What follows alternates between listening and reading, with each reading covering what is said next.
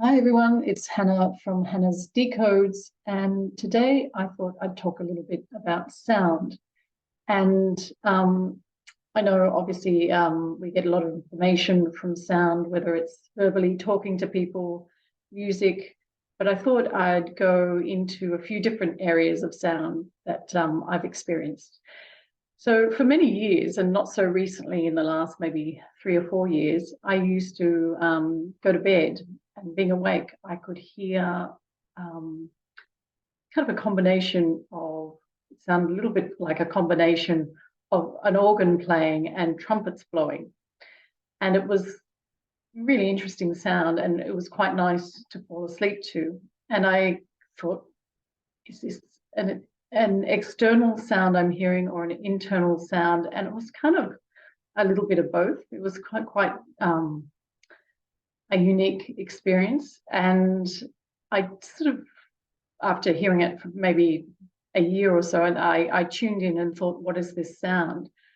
And I came up with the sound or the song of the earth, Mother Earth, if you like. And it was interesting because that kind of made sense to me. So I thought, this is kind of a really nice experience to have. But I actually haven't heard the sound for a few years now. I don't know if that was sort of, I don't know, kind of lockdown stress and stuff. I'm not sure, but I'll every now and then I tune in before I go to sleep and think I'd like to hear the sound again. It actually also reminds me a little bit, if you've ever heard of Tibetan Buddhists, when they have ceremonies, sometimes they have these really long trumpets and they blow them all at random times. So there'll be many trumpets being blown, and there's not a tune to it, but it's kind of it's almost like a wake-up call or something. It's quite unique, and it has a little bit of what I was hearing before I'd go to sleep in bed was a little bit like that. And I noticed occasionally I could tune to this sound also while I was just out doing my things. If I was very still and quiet, I could kind of tune into it here and there. So I thought that was an interesting sound, and that's just my interpretation of it. And I'd love it if anyone else has heard the sound. You know, nice if other people had that experience too. And I'd also like to talk a little bit about when I went to Lake Titicaca in Peru in 2017. And that was a really unique experience. We had the opportunity to have a homestay. So we went to a Pacific little village on within the lake, and we had a homestay there. And I was struggling a little bit with the altitude, but we arrived at this village and we had to walk to the village from the boat. And it was really interesting because my whole sensory being kind of went into slow motion. My steps felt like I was slowing down, and all the visual information was quite slow. And I kind of got the feeling like I'd been there before. So it was a really interesting experience. And we also had the opportunity to sort of weed the potato field. So that was really nice, getting my hands kind of dirty in the dirt of Lake Titicaca. And so that I love doing that. And even though I had a little bit of a chest infection as well, it was really nice. And they were experiencing a drought, but while we were in the field, you could see these really big grey clouds in the distance rolling in closer and closer. And it brought a really big storm. So we decided we should go inside, and we went into our room and had a bit of a rest. And while sort of resting on the bed, I just tuned into the thunder, and it was quite magical.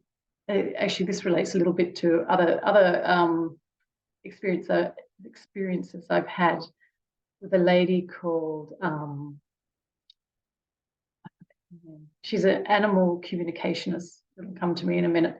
And she I did a course with her about communicating with animals and the natural world, basically. So anyway, back to Lake Titicaca. I thought I'd tune into the thunder and see what I could hear as information.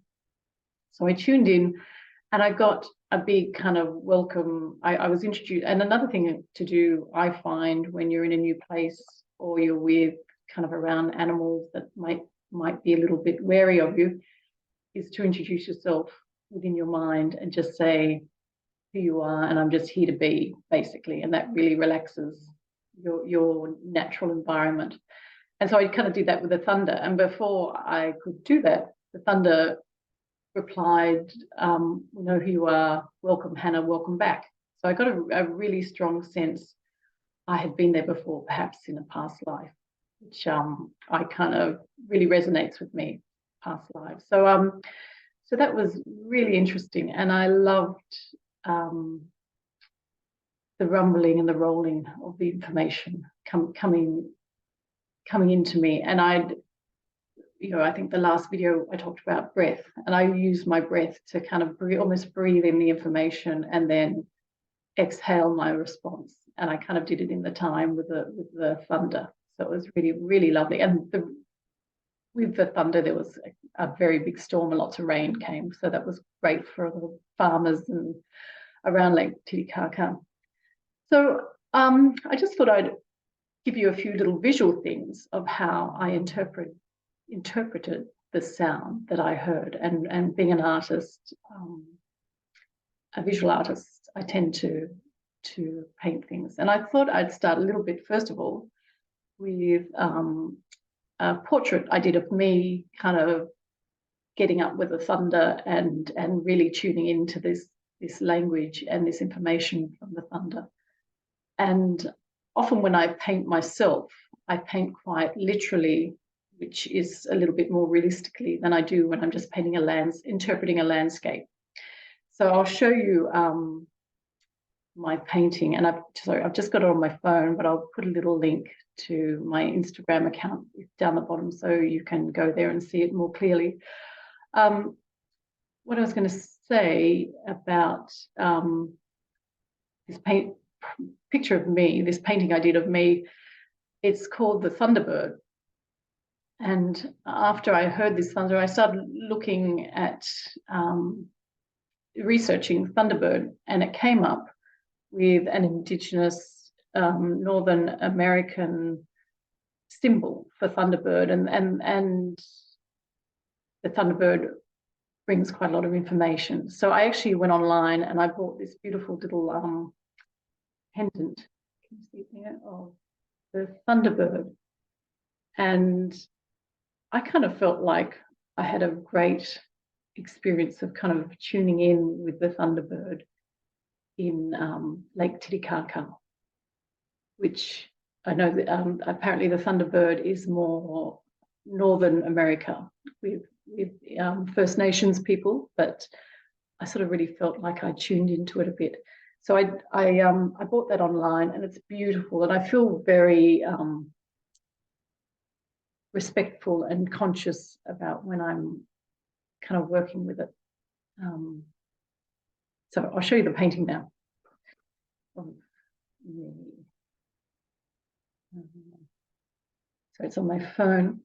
So I'm hoping you'll be able to see this okay without too much reflection. So it's not terribly clear, but I'll put a link down the bottom. So this is me flying in the thunder and the lightning, and I don't know if you can see, there's the little Thunderbird pendant I'm wearing. Yeah, so that was kind of fun painting that, and I'm looking like a little bit of a kind of makeup Hannah version of a bird, and experiencing the sort of communication of the Thunderbird. So that was really good fun. But I thought I'd show you another picture, and for some reason, if I'm expressing a spiritual experience or an experience that's hard to describe, I often paint it, like I said before, much more realistically. So the next picture I'm going to show you is a painting I did of Lake Titicaca with the storm rolling in and different colors that triggered a feeling for me of this storm. And it's quite sort of abstract in comparison. But yeah, it really reminded me of Lake Titicaca, so you can see all the reflections and stuff. Anyway, hopefully, I think that's also on my Instagram, so I'll put that up there too. So I think that's kind of it. I just thought it would be nice to talk about sound and my experience with some unusual sounds. And actually tomorrow, I've my friend Karen, who's a masseuse, I'm hoping that's the way she describes herself. We'll find out tomorrow. A remedial massage therapist. She's coming on to talk about breath, and she's the one that sort of really introduced me to breath and how beneficial it is for the body. So that'll be really interesting to get her perspective on that. So I think that's it.